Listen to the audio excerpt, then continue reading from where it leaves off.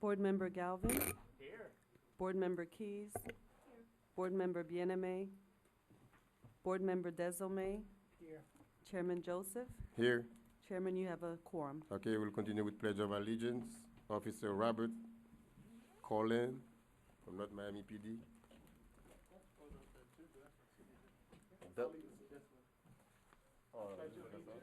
To the flag of the United States of America, and to the republic for which it stands, one nation, under God, indivisible, with liberty and justice for all. So where's my copy? Where's my copy?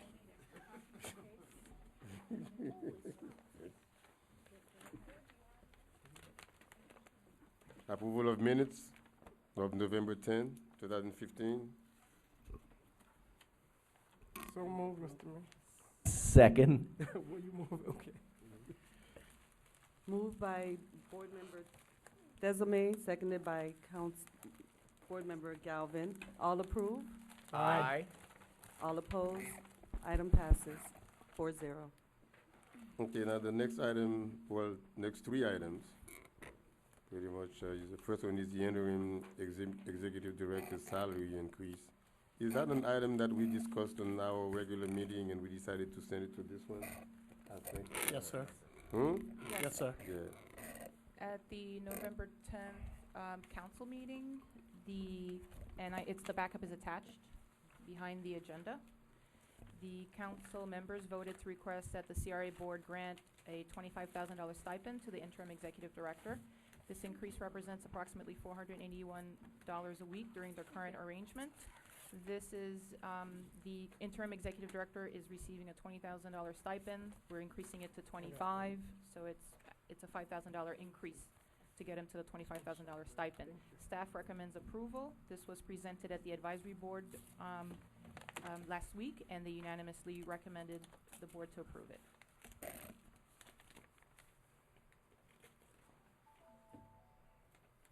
Any discussion on that? No? What? Why?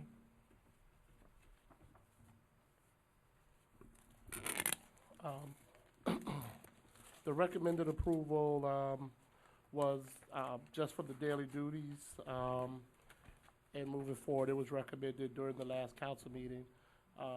It does take a considerable amount of time during the week to meet with individuals, meet with various agencies. Just this week, we did meet with Sally Heyman as well, and it was just to increase the salary by the $5,000.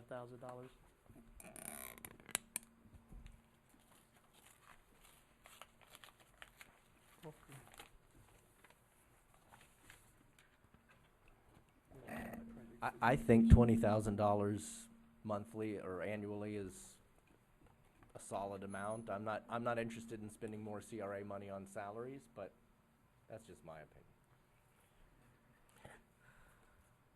Board Member Galvin, since we had already agreed, well, the board did not all members of the board, but I guess moving forward, since we are in the process of getting our plan together and then eventually moving forward to getting a permanent director, I would ask if the board would just consider the item and move, so we could move forward.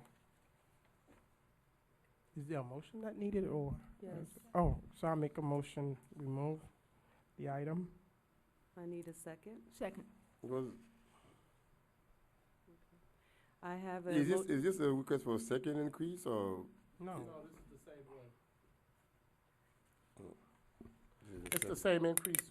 You guys moved to do the increase during the regular council meeting on Council November meeting. 10th, but it's a CRA item, so it couldn't be done at the CRA meeting. So you guys told us to bring it back to the CRA meeting to do it the right way. Can I ask a Yeah, question? share your money. Go ahead. What additional duties, Mr. Director, are you going to have in addition? Did you already have a salary Um, from the CRA? My original salary was $20,000 when I was the budget director, to serve as the CRA coordinator. That was my original salary. As the executive director, some of the meetings now I take the lead. Before Mr. Gotti did take the lead on the meetings that we did attend and everything. I do take the lead now, and then I bring, our CRA consultant, Rasha, comes with me also. So, But I turn it to the lead individual for the CRA at the time being. so are you still getting the original 20 plus the 25? No, it'll be No. 20 plus an additional 5. 5, it's just Okay. 5. Okay. And who is replacing you for the work that you were doing before you were the director? I'm still doing some of the work. Rasha's doing the boatload of the work. And remember, we still had Terry Henley and Nakia Preston that were continuing to serve functions, and people in the finance department also, which is all a part of the original reorganization plan. And that's a 5,000 annual raise, so you would be getting it just monthly Yes. until yeah, we just- make an appointment. Okay, thank you.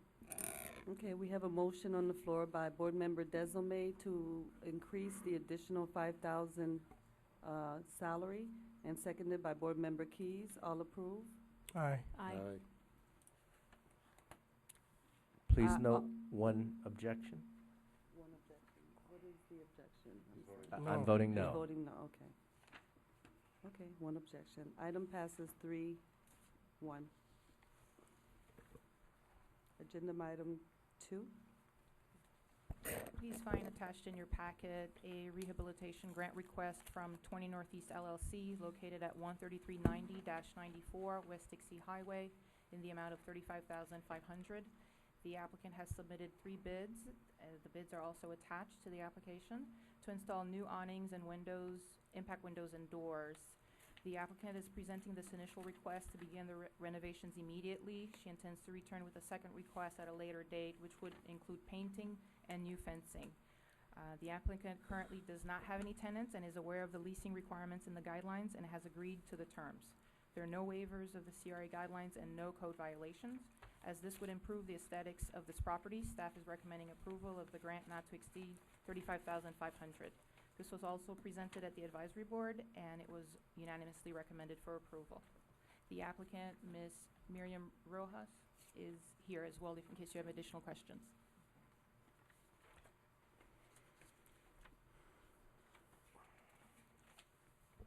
There are pictures attached to your package. It's the Sim Music building that Is she that music, purchased. because I have a picture of the laundromat, is it the? That's the property next prop- to it. Oh, It's orange. Flip the page.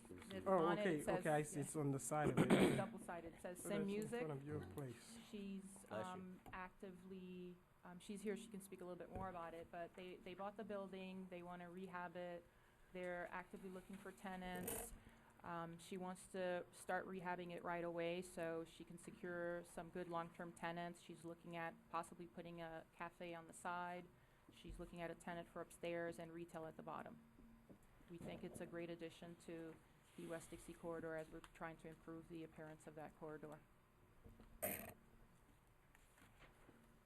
And how much is she seeking? $35,500. Okay. It'll cover the awnings and the impact windows and doors. Again, this is a 50-50 match, so we would be providing the $35,000 and she's responsible for the balance. Mr. Chairman, I'd move approval. Second. Go ahead. We have a motion on the floor. Board Member Galvin, motion to approve, and we had a tie between the two, so, I will yield to Vice Mayor. okay, Board Member Thank you. Keys seconded the item. All in favor? Aye. All opposed? Item passes 4-0.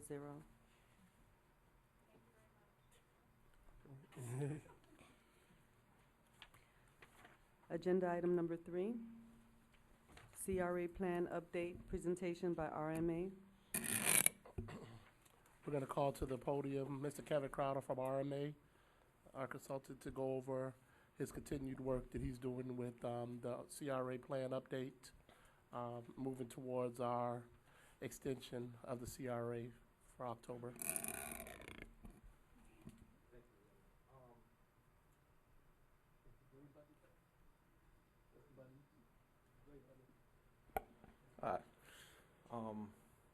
And we need to, can we get the presentation up on the screens? Great, thank you. And Kevin Crowder with RMA. We're coming into the home stretch. We're here for the final presentation on the goals and the initiatives that are in the draft CRA plan, and then we'll be bringing you back the full document with all of the detail at your meeting in February. Rasha has handed out copies of the presentation here. We'll try and be brief and entertain any questions. Also, I'm joined with our Senior Redevelopment Associate, Terrell Fritz, who's part of the team that's been working on this plan. And just as a note, Mr. Fritz is one of the longest-serving redevelopment professionals in Florida. He developed the curriculum and the training for the majority of the courses that are part of the Florida Redevelopment Administrator Certification course. Has a lot of experience in this field as well. Just real quick, review the scope that we were engaged by the CRA was to do the background review, update the existing conditions, and review the past plans, and not just the past CRA plans, but all of the different plans that the CRA or the city have engaged in efforts to revitalize and redevelop North Miami. To do an analysis of the previously identified public-private partnership opportunities that were included in some of those plans, specifically the Mocha lot, the City Hall lot, as well as the parking lot back on 126th Street. To do estimates of potential tax increment revenue. To then draft the CRA plan update and then take the CRA plan through its adoption phases, both here at the city as well as at Miami-Dade County, and the new interlocal with the extension of the CRA beyond October 1st, 2016. Just real quick, this is just an example of all of the different plans that we went back to review that had previously been engaged in by the city or the CRA, going back really to about 2009. Everything from retail to park and ride and bicycles and parking and downtown development, the corridors. There was a lot of things to review and look to as we moved forward, including most recently the parking study that was done earlier this year, or last year. So the concept that we have is the plan, the CRA plan is being reorganized into just 5 main sections: economic development, public improvements and infrastructure, housing, quality of life, residential development, transportation, transit, and parking, and then redevelopment support, which are those elements that support the first 4. And you'll see we have a number 1 by economic development, because economic development is the base of this plan. Without the economic development driving the tax base enhancement that will generate the increment, the other elements are going to be difficult to achieve: the public infrastructure, the quality of life, transportation, transit, and parking. So we've got to get the economic development moving initially in order to be able to fulfill the extension of the plan. And one thing I didn't mention is we've drafted a plan that is a 29-year extension. It would put the North Miami CRA at the full 40 years from its inception that state statute authorizes. So that's the extension that we've been planning under through this document. So just to go through the goals and the initiatives, most of you have seen this. We did this at the public input workshop over at the Gwen Margolis Center. We did this last week at the Redevelopment Advisory Board as well. With the first goal, economic development, downtown North Miami. This was the basis of the discussions here at the city, at the CRA, as well as with the county last year, in really being the basis for the extension. The opportunity for public-private partnerships on those parcels that had previously been identified in the downtown master plan. The City Hall lot, the 126th Street lot, the Mocha lot, potentially the entire municipal complex block could be a P3 opportunity, as well as even are there public property or private property opportunities, or opportunities that combine the public property with the private property. And looking for those uses, there had been specific projects identified in those previous plans, such as a hotel, such as mixed use, such as retail or office, or even residential. And what we haven't done here, we weren't engaged. Part of our scope is not to do another new master plan for downtown, but do a plan that will drive redevelopment. And so we're not going to come into a 29-year CRA plan and say a hotel has to be on this site or this has to be on this site.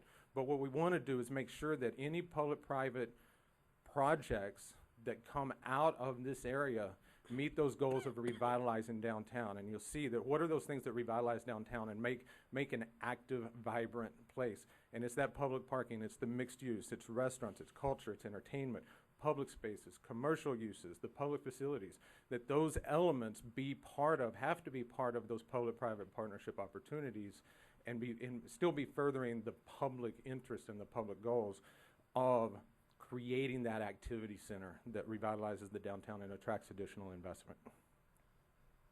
And this is one of the core key generators of tax increment and attracting the additional investment that feeds additional increment growth. From there, we also have the commercial corridors. The commercial corridors are another component that will drive tax increment, but it's a little more challenging than just the downtown. You have Northwest 7th Avenue, 125th Street, Biscayne Boulevard, 16th Avenue, 6th Avenue. You have a lot of these corridors, and the thing about all of these corridors is they are all state roads. And so you're in a partnership with the Florida Department of Transportation to revitalize these corridors. And FDOT is working more as a partner on economic development in a lot of communities throughout the state. And so one of the key things in really being able to promote that real estate acquisition and public-private partnerships and investment in these corridors is going to be working with FDOT to really create these corridors as places that people go to, not places that people just go through. And I'll give you an example of how some of the thinking on these corridors have changed. In Pompano Beach, they've always envisioned their downtown as being on Atlantic Boulevard and South Dixie Highway, just east of the I-95 interchange.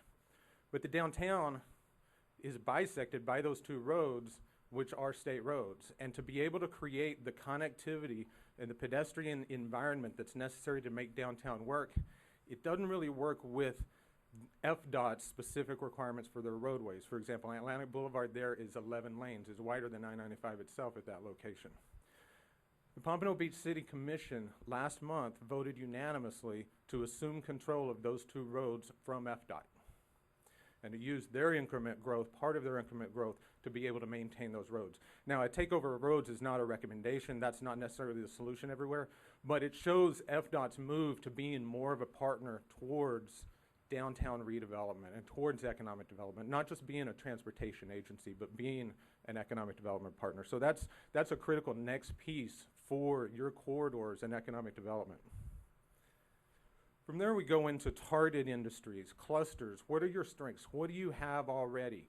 It reminds us when we worked in Oakland Park to update their CRA plan, an opportunity came along where we started finding all of these kitchen-related uses, a knife sharpener, and cabinet makers, and linen companies, and a caterer. And all of a sudden, took a track parallel with the CRA plan update to develop and brand and introduce the Oakland Park Downtown Culinary Arts District. Within 2 weeks of that launch, Funky Buddha Brewery from Boca had signed a lease for 20,000 square feet for a brewery and a tasting room.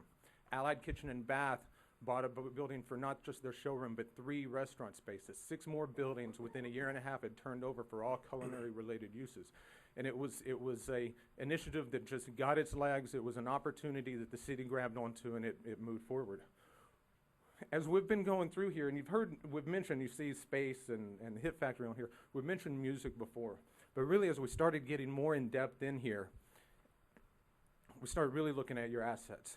You do have the Hit Factory, whose first gold record was I Feel Good by James Brown. You have a facility that is historic in American music. You have, and it is still today. You have A-listers still recording there as they have in the past. It gives this community industry credibility. The other thing that you have around the Hit Factory is not just the Hit Factory. You have a cluster of 12 recording studios that have clustered in that district up around the Hit Factory. So this is a strength. This is an industry, this is a segment that's already decided to be here. They see a reason to be here. You have the Guitar Nook right out at the lower right corner here over on Biscayne. You have Space Music. You had Sim Music. Most all of what Sim was doing in that facility is now in Space. So musicians come to North Miami to buy their equipment, and they come to North Miami to get their gear serviced. They come to North Miami up here to rehearse, to record. The one thing they're not doing is they're not performing, and they're not, which means that they're not bringing the customers and the audience that comes to spend money, potential new residents, potential new businesses. But we do see this as one of those Oakland Park type opportunities. Because as we look at the music industry in Dade County, or at least the northern half of Dade County, what you see here is, and I know it's a big shot because we're trying to grab all of it, but you see in red and in green are the performance venues in the northern half of Dade County. And these are the venues where working musicians, original bands, working artists perform. You see some of the studios and music stores in different places also highlighted in here. But the thing about the ones that are in red is those are all venues that have closed in the last 15 months. They've closed because of real estate pressures for the most part. Many of them were on the site of Miami World Center and were given notice to vacate once that approval came. The New Times ran an article about the death of live music in Miami and identified difficulty attracting an audience, real estate pressures, and the fact that local government and developers don't care about that industry as the three reasons that live music was dying in greater Miami. Well, you have 3 exits to I-95. You have as good a location to attract an audience as any location in South Florida. You don't have the real estate pressures that existed in these other locations, and you have an opportunity for the music industry to grow its presence and to get in at a point that they, from a real estate perspective, they can establish stability. And you have the opportunity through the CRA and through the CRA plan to show that industry that some local governments and some public sector does understand the value and appreciate what that industry means. Because if you look, you take out the venues that have closed, all of a sudden you see that even though there's not a venue, you see up around the North Miami CRA this big cluster, and that's where the cluster of music industry establishments in Dade County are. You have the highest cluster of that. That's an industry that connects very well to growing those other industries that you also have, film and television you have, arts and entertainment, culture. And that takes us to the next goal, which is incorporating cultural arts as an economic development tool. Culture is a critical element of economic development. The next piece is taking all of this and market positioning. Positioning the CRE in the marketplace to maximize the investment and developer potential consistent with this community's vision and consistent with the plan.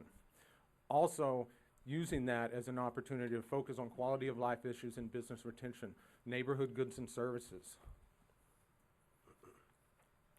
So as we start generating TIF from public-private partnerships and from this expanding this identity in the entertainment field and in arts and culture, we start growing TIF, the tax base grows, TIF goes up. That's the TIF, the increment that you then have for the public improvements. You know, the public improvements that are going to need to be made along the corridors. They're going to need to be made throughout the community for open space and other enhancements, green enhancements, for neighborhood improvement programs throughout the 29-year life of the extension of the CRA. Everything from code enforcement to sidewalk and swells to community policing. After the public improvements and infrastructure, then we're in housing and residential development. And the approach that we've taken on housing is to give you a plan that's flexible in given the market conditions at whatever point in time in the 29-year extension, a housing issue needs to be addressed. So what happens usually in most CRAs in the early parts of the CRA, affordable housing is usually the reality. It's not necessarily the need.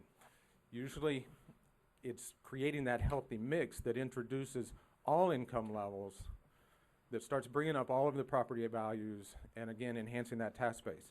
Now as the CRA grows, as the tax base grows, as the values grow, the healthy mix, what the CRA needs to do in order to maintain that healthy mix is going to be different in year 15 than it is today. It's going to be different in year 25 than it is today. Very similar to Miami Beach, when that CRA was created in 1992, affordable housing was not the need, it was not the issue, and there were a lot of agencies already providing housing through surtax and SHIP and home and the different programs. In 2008, a lot of things had changed in Miami Beach, and the CRA then got more active in affordable housing. They bought 3 buildings right across the street from the convention center to be able to rehab into about 270 units of affordable housing that's maintained in that district. And so we're looking at the same thing here, making sure that whatever those market conditions are, the CRA is empowered to maintain that healthy mix.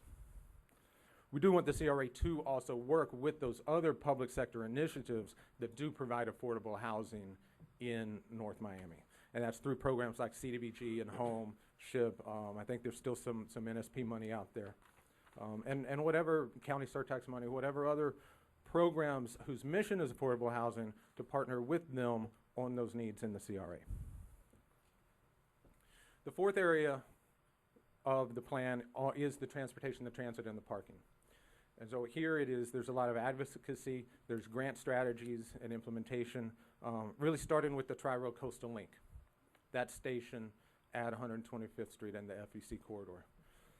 Using that as an opportunity for additional public-private partnerships for mixed-use development, transit-oriented development around that station that can connect from east to west, that can link that station and connect that station to the downtown, potentially even downtown trolleys, expansion of the circulators and the transit that you already have. And then also look into expand and build on the bicycle network in North Miami and connect it, more specifically, to the regional bicycle network.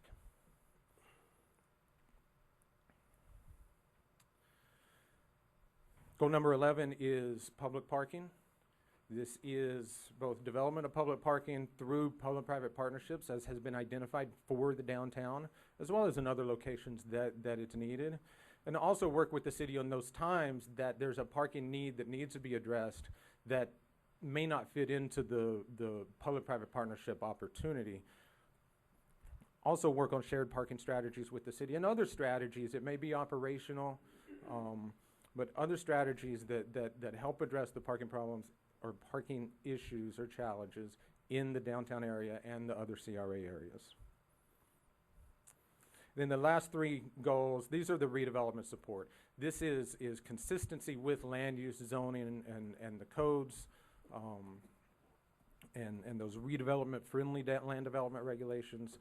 Those apply to all of those. Those apply to the housing element, those apply to the economic development element. Those will apply to the transit and transportation element.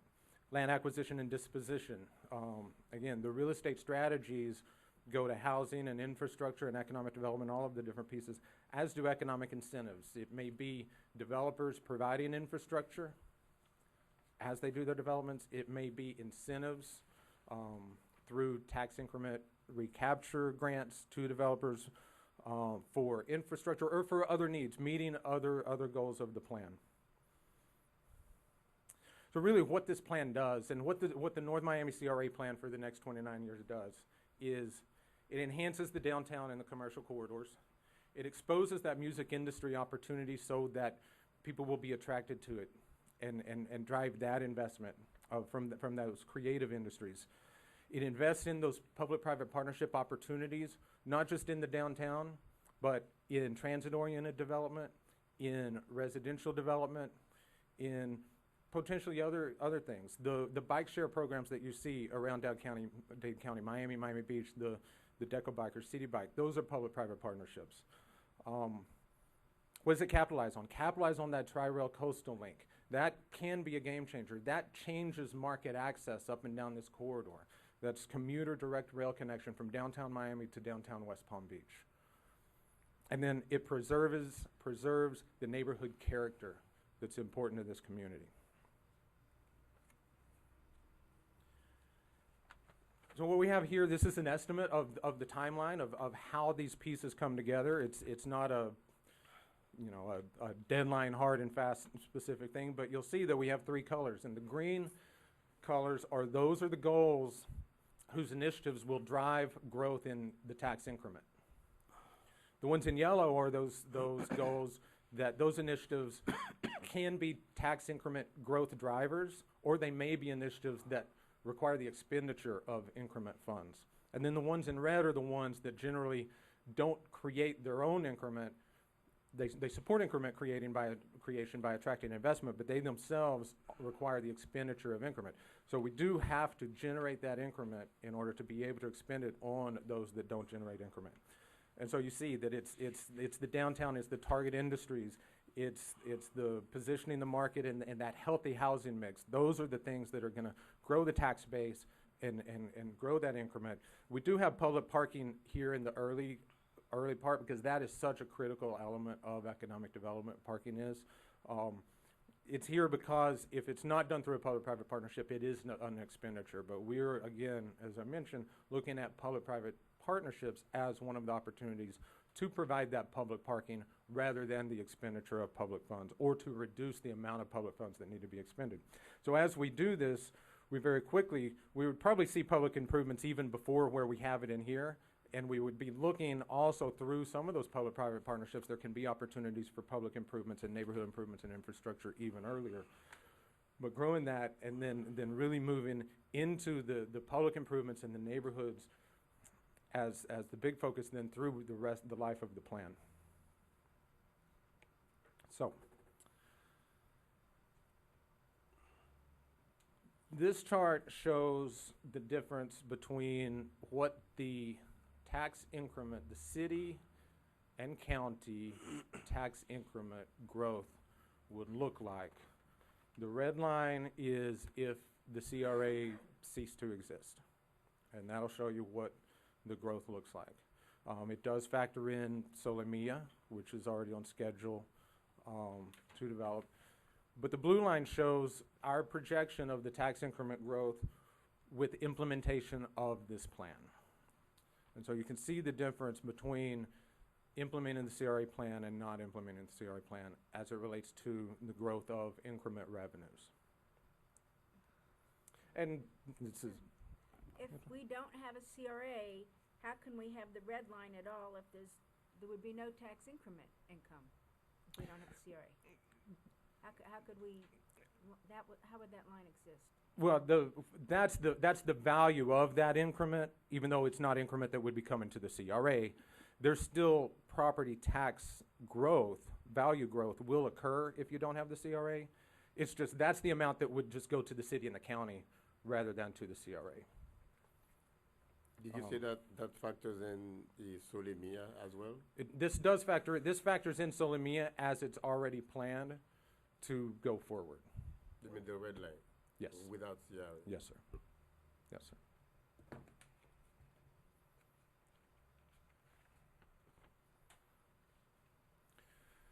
What that blue line, which is implementation of the plan, implementation of this plan would be the blue line that was on that chart.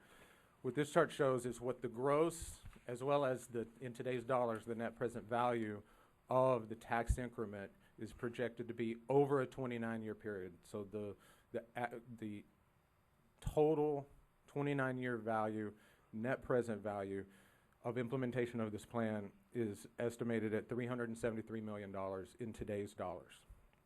$235 million of that generated through the TIF out of the city millage, and $138 million generated out of the county side. The estimates that we have for this plan and to fully implement the plan is a range of $135 to $180 million. Some of this is going to vary on those public-private partnerships and what the ultimate deal structures end up being in terms of what the city investment is going to be. But you see below it the ranges that we've established for each of these, and you'll see more in the plan document that you'll get next month. You'll see more detail specific to projects on what those costs are. And so essentially what we're looking to do is one of the other components of our scope is to identify those recommendations for the tax increment as part of the new interlocal agreement with Dade County on how the tax increment is calculated. And we've heard different things. We've gotten guidance from the CRA, guidance from the city, and we've gotten guidance from the county on what that needs to do. And it needs to provide a return on investment to the taxing authorities during the growth of the increment, not just at the end of the 29 years. It wants for the CRA to say, here's what we're going to do, here's how much it's going to cost, here's how we're going to do it. So essentially what we've identified here is an investment of $135 to $180 million out of, that would come from that $373 million. So call it the high end, call it the $180 million. That would, the TIF structure in the interlocal would be, how do we achieve $180 million out of the $373 million that the plan will generate? Now, you see several options listed below that can do that also meet those goals of returning money to the taxing authorities as well, which is adjustments to the TIF percentage. Most CRAs are 95% districts for their entire life. This CRA is a 95% TIF tax increment district, but the tax increment generated west of Biscayne is rebated back to the county, so it's not really a true 95% tax increment district. It could be done through boundary modifications, which would put some property back in, just onto the tax rolls of the taxing authorities, no longer in the CRA boundaries. It could also be done through performance incentives or some revenue sharing structures in the interlocal agreement. Now, another thing we have to be mindful of, though, as we develop this structure and as we develop some of the milestones that will go into the interlocal that will come out of the negotiations with the county, is it's going to have to be structured in a way that it also provides certainty to the private sector that's looking to come here and invest.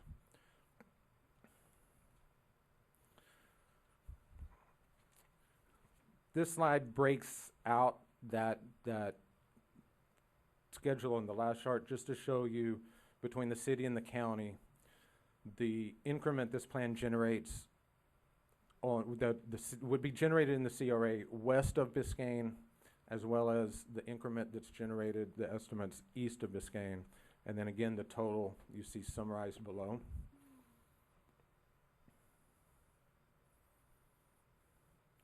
And then again, that summary, $373 million in today's dollars, $235 million from city ad valorem, $138 million from county ad valorem. Let's take they're somewhat in the middle of that range of $135 million to $180 million, and say that it ends up, it's $150 million is the investment that needs to be made. You'll see at the bottom what that means in terms of return on investment and leverage for North Miami. The CRA investment is $150 million. The cost to North Miami in terms of North Miami ad valorem taxes that would go to the CRA for that, the North Miami ad valorem portion of that $150 million is $94 million. The balance is from the county portion that funds the CRA. So that gives the CRA a leverage of $1.59 for every dollar that it invests. That gives North Miami a leverage of $1.59 for every dollar that it invests in the CRA, with a return fiscal impact of the $235 million that we mentioned earlier. So the return on investment beyond the $94 million needed for the projects is $140 million, 94% return on that $94 million investment. So what we did here is we've looked at a lot of different options, and we've run a lot of different spreadsheets and looked at a lot of different things. And this is an example of a 50% TIF district, where 50% of the tax increment that's generated would be retained by the CRA to implement the plan. 50% of the tax increment would be returned to the taxing authorities. This is current boundaries, yes. This would be a 50% district on the current boundaries. Who are the taxing authorities? The taxing authorities are just the city of North Miami and Miami-Dade County. Sorry. At $394 million generated over the 29 years, a 50% district would net present value to the CRA about $185 million, maybe 190. Which would provide fully fund and provide the capacity that's needed to implement that plan range of 135 to 180 million dollars. There are options for boundary modifications. There are options in all of them that can look at either performance incentives or revenue sharing. Being able to, maybe this plan does even better than we're projecting, and that number becomes 500 million.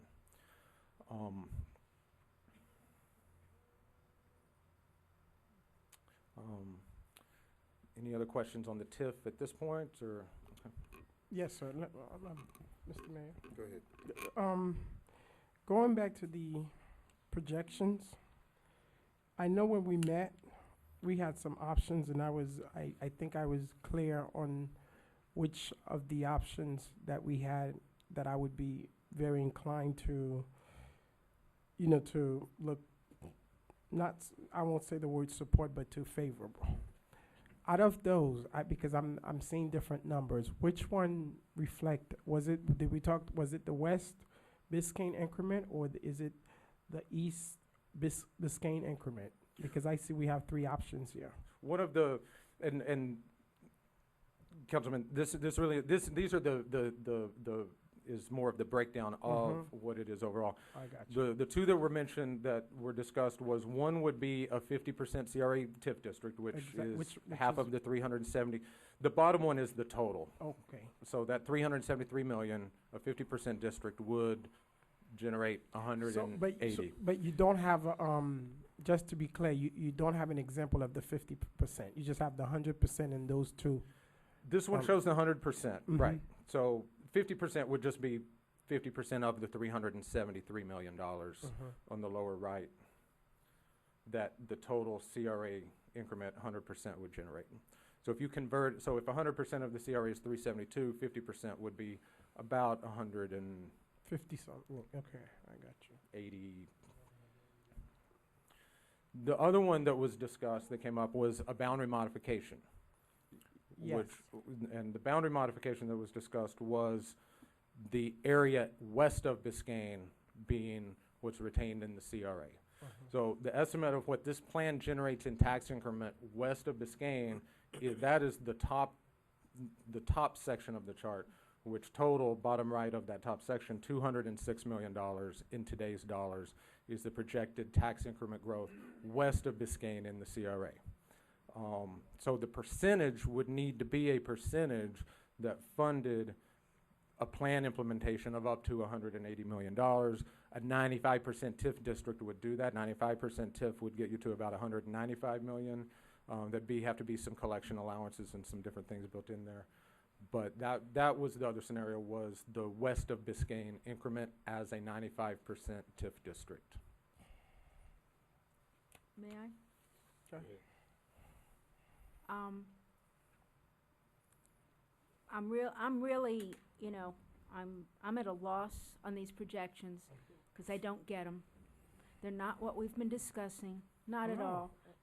And to piggyback on Councilman DeSilme, you were showing us different sets of lines. I got that. You're showing me CRA increments. I don't know if that means, I want to know what the city's going to get and what the TIF is. And this is not telling me, is this just, we go ahead, are these numbers, we keep the CRA as is, go on for the next 29 years, and keep the 95% TIF, Solomia, the whole thing, because I'm 1,000% against that, and I have told you that, and that's not the direction you were showing us over the past several months, right. And all of a sudden, we are back to 100% CRA. That I understand. I really don't care. I mean, you're showing me these people in the audience, the citizens. I don't think people care about what the net present value is because it doesn't mean anything. Never did. I've taken economics. Doesn't mean anything to me. This does absolutely nothing for me. There's a little chart with a 50% that means nothing. We talked about taking Solomia out. We talked leaving it as is, and we also talked about a 70 or 30. And we talked about a lot more money coming to our general fund. This doesn't do it, so you've been great, terrific, up to date, and this is just, your presentation is fine. These numbers mean nothing to me. And what they do mean to me is absolutely contrary to what I'm looking at. And Councilwoman, maybe I lost something in the translation on the slide. The intent here is, and we're not recommending a 100% No, I CRE understand, TIF but that's what you're district. showing us, so we can't vote on anything unless we're gonna vote on 100% keep the CRA the way we're going, and that's not what I'm going to do. All this slide is intended to do is to show you the value, the full value of the increment from the CRA area. So I apologize, it's But you're not- it's but you're not- confusing. But you're not showing us what our city's gonna get. Is that a projection of what our ad valorem is only of CRA properties? And when you talk about east of the boulevard, are you talking about, what does that mean? I mean,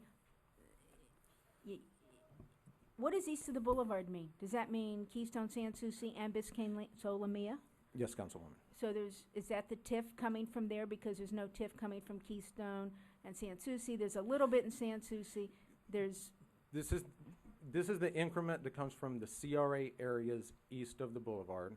So it's Solomia and that one little piece that is Sans Souci. So we wanted to explore, I mean, something I have been pushing for 2 years is changing the boundaries, Right. changing the percentages, or eliminating Solomia, which isn't necessarily where I'm going, but none of that is in here. So I can't, I'm sorry, it's not doing anything for me. Councilwoman, if I can, Yes.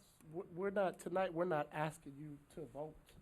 Oh, I know you're not, but you're move gonna forward. ask us to vote next month, and I don't have numbers.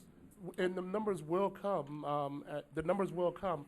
What we're doing tonight, you're seeing 100% of the TIF revenue. Why aren't we seeing the complete package? Why are we just seeing the numbers? The complete package, we could give you a complete package of what we want to go with, but if it's not negotiated with the county, then it really means, it doesn't mean anything. So we have to go negotiate with the county, but I don't wanna negotiate with the county with this package.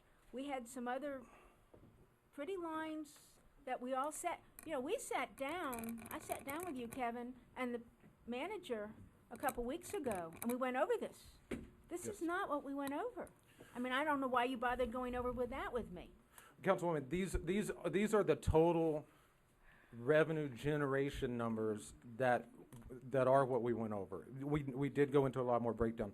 One of the things we want out of here is. It's 1/3, it's one of the 3 plans we went over. Also, I need to see what the rest of the city is gonna get. Will our city be able to maintain itself? Will our city be able to afford building Solomia with 5,000 residential units, or another 4,300 units, another $1 million of commercial? Is our city gonna have enough revenue to support that? And I don't see that anywhere. I don't care what the CRA is going to get. It's going to get a lot of money, but our city needs it more. So the next part of the discussion would be, from these numbers, the city value of the increment, full increment, the city piece, total value is $234 million. So, actually, I Throw can, numbers out to me, because it doesn't mean anything at this point. I'm sorry, I don't want to be a pain, but this just didn't work. this And you're slide, going to ask us to vote next month, and you're going to ask us to go to the county, and not with this package. Councilwoman, this slide will give you an example. The North Miami, the return on investment, What does that mean? that, What do I care about a return on investment? I want to know how much money is coming into the city over the next 20 years, how much is going into the general fund, and how much is going into the CRA. in this, I don't care about, what's a return on investment? in this example, Councilwoman, with $150 million investment in the projects that generates $234 million, $140 million would be available to be returned to the city When? over the 29-year period. How is it available? How do we get it back? That would, How are we getting it you back? would get it back in 2 different ways. You would get it back either as the 50% that's retained by the taxing authorities, if it's a 50% district. If it's not a 50% TIF district, it would be those thresholds that are built into the interlocal that focus on expend what you need for the projects and then return to the taxing authorities. State statute provides for a return to the taxing authorities every year of the balance that's not appropriated to But we're specific projects. we're gonna appropriate every single dime But- to the CRA and make projects for it. But And Councilwoman, then, and then as our tax increments go up in our CRA district, that money stays in the CRA and also does not go in the general fund. and Councilwoman, the county's not gonna approve a updated plan or interlocal that allows that to happen. That's where those performance measures or thresholds would come in, which would limit it to what the cost of implementation is and would require that return to the taxing authorities. So for a 50% TIF district, you see up at the top, $234 million is the total generated in the CRA from city property taxes. 50% of that, $117 million, is what would be retained by the taxing authority for its general fund. And what goes to the city? That $117 million is what would go to the city. The county would retain 50% of their $138 million for their general fund. And that's over the 29 years? That's over the 29 years. I need to know what's going on in the next 5 years Okay. to get us some more police officers, to get us some more code enforcement, to get us more salaries, and to get our city back up, fix City Hall. Forget the bond, but Right. we need money now.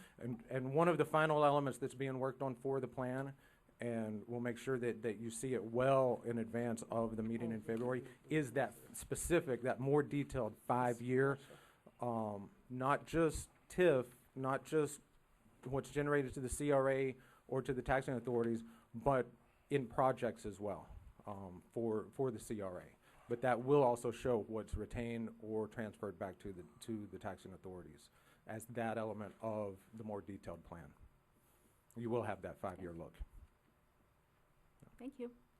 Mr. Mayor, can I went into my office to look at the notes that I took when we had our meeting. The meeting that we had was very simple. It was straightforward. You had your laptop and you was giving us different scenarios and different amount, and it looked very aggressive what would come back to the city and the different scenarios that played in. And one of my, not objection, but one of my thing that I was very in support of was having it where the boundary modification. I said my only thing is either we have the boundary modification or we don't support. That's just my position. So when I was looking at the presentation, and I'm looking at all of these different scenarios of the 50% TIF, even the 95%, that's where I know, and I think you and Rasha and the folks that was in the meeting with me was very clear. I would like to focus, because that, to me, answered what what Vice Mayor Keys was saying. That shows a very robust return to the city, and you know, in which something that I was very, very encouraged of. And it would be something, you know, the county will get whatever their share was. I was very interested in that, and that's the model I would like to if we could, at least from my standpoint, to focus on. Because right now, looking at all the different scenarios, the west of Biscayne boundary scenario, including the east, the 100%, et cetera, so it's just a little bit confusing to me. Well, I thought I was coming to focus on the one without the boundary, which we talked about. So in the boundary modification scenario, that modifies the boundary to include only the areas west of Biscayne as well as the small area down on Sans Souci. Yes. On this chart, the portion at the top, west of Biscayne increment, that is what would be retained by the CRA, 95% of that, about $195 million. Okay. The east of Biscayne increment is what would go to the city and county under that boundary modification, less the very small piece of value that would stay in the CRA from from the Sans Souci area. So in this case, east of Biscayne is what would go to the city, the $105 million. The 206 in the upper section is what would be retained by the city, 95% of that. But that's your net present value. That's not the gross. Right, the gross would be over that life, $570 million for the CRA and $276 million to the city. Why are you using net present value? We use that because we're in looking at the cost of implementation because we've done the estimate of those costs of implementation in today's dollars. So that's why we've done the net present value, to see where that implementation cost fits over the 29 years. Because we don't have the gross value for those implementation costs over the 29-year schedule of implementation. So what are we getting next month, part of the plan? Because I thought we had to select an option, which direction we want to go to. After this meeting now, we're just seeking for us to continue and to go forward with talking to the county to see what the county's looking for. And Mr. Manager, I think that one of the things that we talked about was, there's a lot of different ways that an interlocal agreement can be structured. But we recommend keeping it as simple as possible. And some of the standard CRA structures, one would be, and the two we talked about is, one would be a 50% TIF district, which would generate $190 million net present value of $500 million in gross dollars over the life of the CRA. And it would return $117 million net present, $317 million gross to the city. The other option is a boundary modification that includes Sans Souci area and the area of the CRA west of Biscayne as a 95% TIF district. That's the other simple, easy to understand standard CRA approach. In that case, about 95% of the $206 million, not $195 million, would be retained by the CRA. $166 million would go to the taxing authorities, of which $105 million would go to the city. Gross $275 million over that life. Both of those scenarios give you the ability to fully fund implementation of the CRA plan, and both provide relief of between $105 and $117 million. In gross dollars between between 317 and $275 million. Are those numbers in your presentation that you just gave us? In this. Councilwoman, those, I'm just doing the math as I look at this. Okay, so Yes. those are numbers we want, and they're not here. Right. Also. And Councilwoman, that piece, based on this conversation, we can do an adjustment and a new document that we can get to you in the next couple of days. So you've got those specific numbers out of this very quickly.